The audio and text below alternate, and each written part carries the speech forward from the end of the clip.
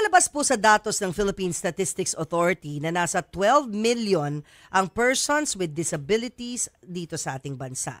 80% sa ating mga kapatid na PWD wala pong trabaho o jobless, Papu. Yan nga ang gustong tugunan ng Project Inclusion Network o PIN. Layunin po ng non-profit organization na mabigyan ng trabaho o hanap buhay ang mga taong may kapansanan. Nakikipag-partner ang PIN sa iba't ibang kumpanya para mabigyan ng inclusion sa mga workplaces ang mga PWDs. At para pag-usapan po natin yung advocacy na yan sa mga persons with disabilities, kasama natin si Mr. Grant Javier, Executive Director ng Project Inclusion Network. Magandang hapon, Grant. Magandang hapon, Julius and Tintin. Welcome back. Welcome Yes, back. salamat. Oo, okay. Kamusta naman ang ating opportunities ng trabaho para sa mga PWDs ngayon? Sa ngayon, patuloy na lumalago. I would say prospects are good. Okay. I've done this job for this work, this advocacy for the past decade. And every year, dumadami ang mga businesses, negosyo na nagbubukas ng kanilang pinto para sa mga kapatid nating may kapansanan para makapagtrabaho. That's great. Ano-ano That's klase great. mga businesses ang tumatanggap ng mga PWDs? Sa aming datos, sa aming eksperyensya, karamihan ay nasa BPO. PPO. BPO yan. Tapos mga of course, mga hotel, ganyan, mga retail outlets, marami rin po niyan. And yung mga nasa service sector. Yan, marami dyan. Pero hindi na naman makakaila na pwede rin naman sila sa mga high-level jobs. Yeah. Kasi madalas naiisip, Oo. entry level lang. Oo. Di ba? O sige, housekeeping, ganun na maisip, or masahista, di ba? Pag blind, din ang mga usual. Pero napatunayan namin in the past that they can really do professional even, jobs and even rise up to the level of supervisory and management. May mga ganun kami through the years na tumaas na. Bakit? Kasi natuto na rin ng mga businesses on how to handle them. Kasi di ba, it should be a win-win situation. The persons with disability would give their best if the environment is right. And that's what we do in our advocacy. We teach the businesses to be able to maximize the potential na meron yung mga persons with disability. So parang ima-match nyo. Yes, tama. Ma-match nyo yung personality at kakayahan ng isang PWD doon sa trabaho na kanyang papasukin. Yung ba mga malalaking fast food restaurants, nag-hire ba sila ng PWDs? Yes, meron na. Meron ng mga ganyan. So sabi ko nga marami ng bukas and nakakagulat minsan na sila talaga yung naghahanap. Dati kasi parang ilalapit mo pa, di ba? Ngayon parang sila na yung lumalapit sa amin, nagtatanong, meron ba kayo? CSR part. What about their salaries? Yan. Isa sa mga negotiation namin yan, pag dumaan sa aming NGO, we make sure na pareho. Pareho. Pantay sa lahat. Correct. Kung anong ginagawa ng iba, pareho naman ang ginagawa. Pareho ang bayad dapat. Walang pagkakaiba. Kung anong minimum wage yun dapat. Yeah. Start, oo. Dapat pare-pareho. Hindi porkit wala kang karamdaman, di ba? Yeah. Mas nakakaangat ka kaysa doon sa PWD. Pero in the past, ganyan before ganyan. this advocacy was Yeah. present, ganun nangyari. Ano yun? Parang kalahati lang ang sweldo nila? Or Meron ako alam.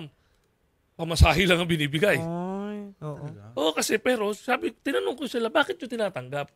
Kaysa nung wala kaming gawin sa bahay. Naalala mo yung yung meron tayong pinuntahang Japanese restaurant. Restaurant. Lagi kaming Kwento mo, pupunta Mamo. doon Ano sa SM. Nakakatuwa. May isa pa, yun doon Isa sa pa. abroad. Doon nagpunta tayo sa Ito abroad. muna, dito lang, sa Manila, sa Mega Mall. Sa Mega Mall, sa isang Japanese restaurant. Lumapit siya, pinakilala niya sarili niya, tapos sinabi niya talaga, I have meron siya sinabi, autism spectrum. disorder. Yan. I have an autism spectrum disorder. Yan. Sinabi niya. So, alam mo na expectations.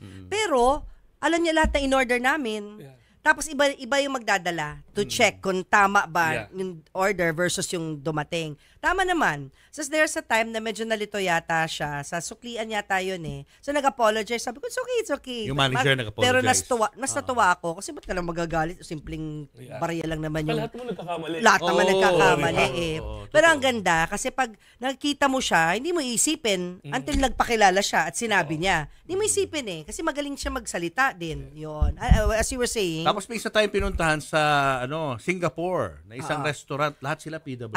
Tama. Lahat sila deaf and mute. Pero nakakatuwa yeah. kasi yung Deaf and pagkain sobrang sarap. Deaf mute, yeah. No? Sobrang sarap. Tapos mabilis din yung service. Bilis sa service, Okay correct. naman. Parang wala namang pinagdadaanan Ibig yung sabihin, mga nandun. Pwede ka maging magaling na cook. Yes, Deaf totoo. mute ka, di ba? I mean, you can do anything. Meron bang isang Diba? establishment sa Manila na puro? Lahat. Ganon? Lahat Oo, sila deaf ganon. mute. Meron. Saan? Santo. Oo.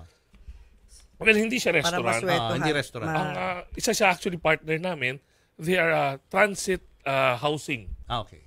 So, nagsimula sila sa isa na deaf. Oo. Pero ngayon, lahat na ng 100% ng employee niya, housekeeping, finance, accounting, lahat na, pati yung manager, person with disability na. Ang galing. Ang natitira na lang na hindi, yung may-ari.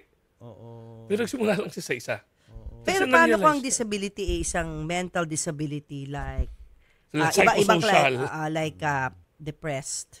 Depression. Depression. Yan, manic. Yeah. Paano ano kayo? Nakakakuha rin ba ng Yes, trabaho? definitely. Sa amin naman kasi, wala kami pinipili. Oo. So as long as mapapatunayan mo na may kapansanan ka, Oo. may ID usually, or may diagnosis, in-entertain namin. And tama si Julius kanina, hahanapan mo lang naman ng match eh. Anong kumpanya ang bukas din sa ganong klaseng kapansanan na fit yung kanyang kakayanan. Oo. And marami, with the advent of the awareness natin sa mental health, yung sensitivity din ng mga kumpanya, nandun na. So open sila na mag-hire ng mga may psychosocial disability. Siguro sa bawat mga kumpanya din na yon, dapat meron din naka-standby, no? Na pwedeng mag-address ng needs nila. Yes. Just in case, habang nasistress sila sa work, tapos matrigger. Totoo, isa yun sa mga tinuturo namin. Diba? Paano Oo. i-address? Kasi usually, Oo. dati tanong sa akin pag may autism, paano pag nagwala? Mga ganyan. Magwawala ba yan? Oo. Well, Oo. that's the common thinking. Oo. Pero so far, in my experience, wala pang bumalik na kumpanya na nagsabi sa akin na, ang grabe naman yung nangyari. Oo. Meron mga episode, pero sabi lang, manageable. Oo.